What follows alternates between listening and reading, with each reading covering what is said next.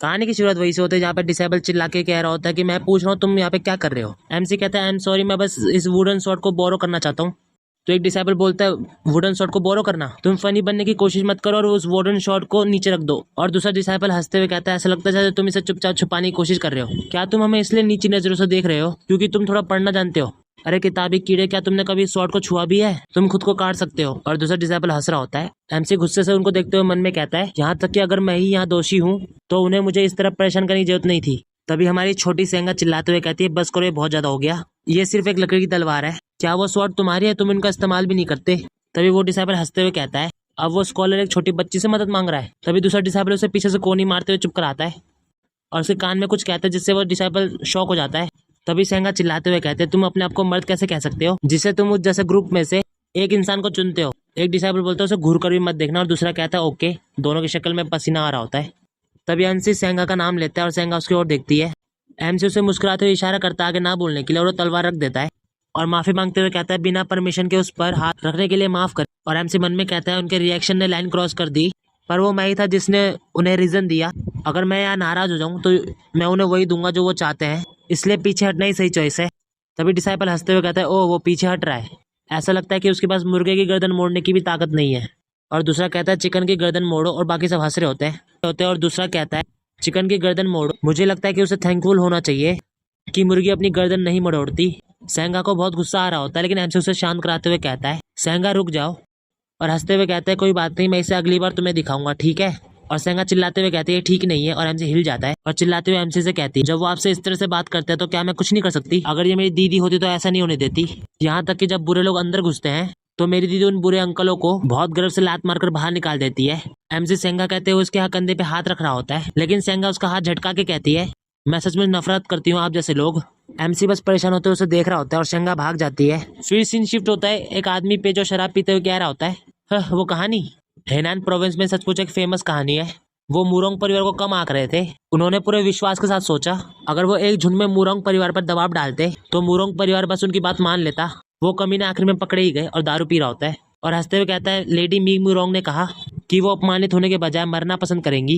वो सचमुच महान थी, ये कोई नौसिखिया परिवार नहीं था जैसा कि वो कमीने कल्पना भी नहीं कर सकते। और एमसी मन में कहता है अपमानित होने के बजाय मर जाओ। वो आदमी आके कहता है इसके बाद जो उसने कहा वो और भी इम्प्रेसिव था। अगर मुझे ठीक से याद है तो उसने उन कई लोगों के सामने पूरी विश्वास के साथ कहा था हमारी मुरोंग फैमिली हमारी जान खतरे में डालने के लिए डिटरमाइंड है, इसलिए जो होने वाला है उसके लिए आयरन फैमिली का एक शब्द काफी है। और चिल्लाते हुए कहती है हालांकि ये सो कॉल्ड फैमिली रिप्रेजेंटेटिव एक झुंड में आए और इस तरह की गड़बड़ी की, ये हमारे मजाक के अलावा और क्या हो सकता है? आगे वो आदमी कह रहा होता है मुरोंग फैमिली और आयरन फैमिली का शुरू से ही अलग अलग डिटर्मिनेशन था।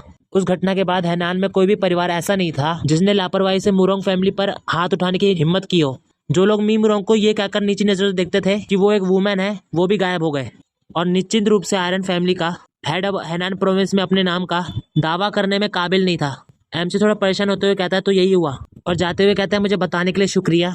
और वो आदमी हंसते हुए कहता है ये कुछ खास नहीं है, बुरा मत मानना।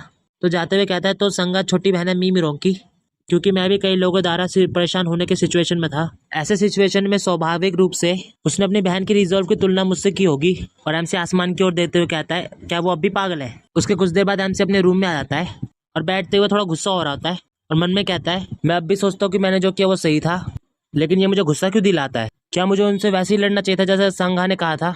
ट्रेनिंग लेने से बेहतर हो जाऊंगा। मुझे यहाँ आए 2 हफ्ता हो गया है। मुझे लगता है कि मैंने 1 महीने से ट्रेनिंग नहीं ली। और अपने जो गले में जो अंगूठी लटकाई होती है उसे पकड़ के कहता है सच में मैं अब भी इस जगह पर किसका इंतजार कर रहा हूँ? मुझे पहले ही चले जाना चाहिए। मैंने फैमिली हेड से मिलने के इस बेकार गोल में काफी समय बर्बाद कर दिया है। बेड पे लेट जाता है और स्माइल देते हुए कहता है मुझे हैरानी है कि फॉरबिडन सिटी के और लोग अच्छा कर रहे हैं। तभी एमसी चौक जाता है और उठ के कहता है क्या हो गया? और उसके रूम में 2 लोग आते हैं। उनमें से एक इंसान जो दूसरे को संभाल रहा होता है वो कहता है ओ तुम सो रहे थे, माफ करना।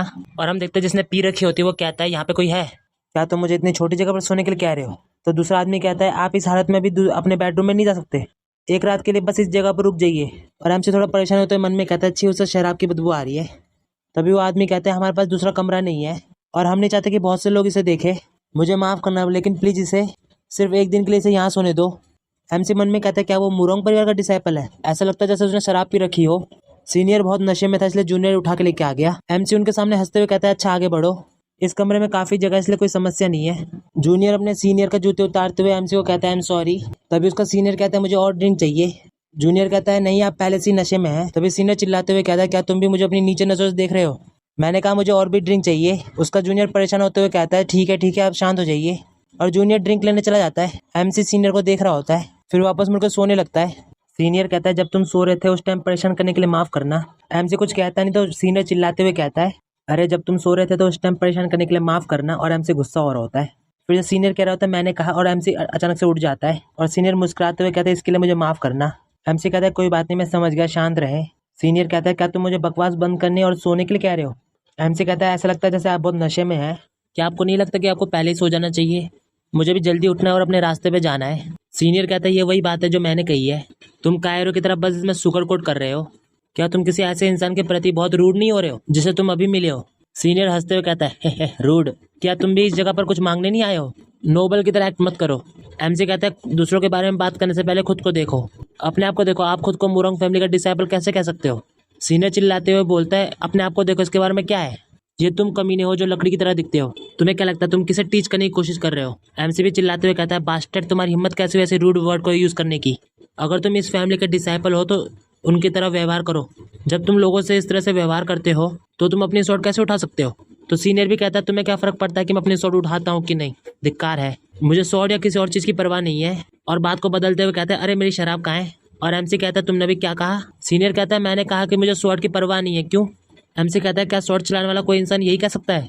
मैं स्कॉलर हूँ फिर भी मैं अच्छी तरह से जानता हूँ कि स्वॉर्ड उठाते समय मार्शल आर्टिस्ट किस तरह की मानसिकता रखते हैं। आप इतने प्रेस्टिजियस मार्शल फैमिली के डिसाइपल हैं, फिर भी आप ऐसी बात कैसे कह सकते हैं? क्या आपने शराब के कारण अपनी शर्म खो दी है? सीनियर सर पे हाथ रख के हंसते हुए कहता है गंभीरता से ये सोचते हैं कि उन्हें मुझे सिखाने का अधिकार है। क्यों, क्या तुम मुझे स्वॉर्ड चलाना भी सिखाने वाले हो? एमसी कहते हैं अगर आप सीखना चाहते हैं तो मेरे पास आपको ना सिखाने का कोई कारण नहीं है। इसे सुनकर सीनियर एक पल के लिए चौंक जाता है और हंसते हुए कहता है चलो बाहर। एमसी भी कहता है अच्छा ठीक है। उसके बाद बाहर का सीन दिखाता है जहाँ एमसी जूनियर और सीनियर खड़े होते हैं। सीनियर और एमसी आमने सामने खड़े होते हैं स्वॉर्ड लेकर। और जूनियर परेशान होते हुए मन में कहता है क्या मुझे उन्हें रोक देना चाहिए था? वो बस मुझे इस स्कॉलर से लड़ने के लिए एक वुडन स्वॉर्ड लाने के लिए कहने लगा।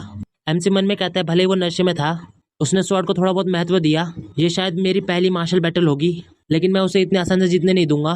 सीनियर हंसते हुए मन में कहता है ऐसा लग रहा है कि वो बस मुझे घूर कर देख रहा है क्योंकि मैं थोड़ा नशे में हूँ। तुमने गलत आदमी को चुना है बच्चे। और एमसी से कहता है अब मुझे प्लीज इनलाइटमेंट करे। एमसी कहता है क्या आप भी मैनर्स भूल गए हैं? अगर आप सिखाया जाना चाहते हैं तो आपको पहले काम करना होगा। इसे सुनकर सीनियर चौंक जाता है और एमसी से कहता है मैं तुम्हें कुछ ढील देने की प्लानिंग बना रहा था, लेकिन ऐसा नहीं होगा, बस इस पर रिग्रेट मत करना। और शॉट घुमाते हुए कह रहा होता है कि मैं आ रहा हूँ और एमसी की ओर भागने लगता है।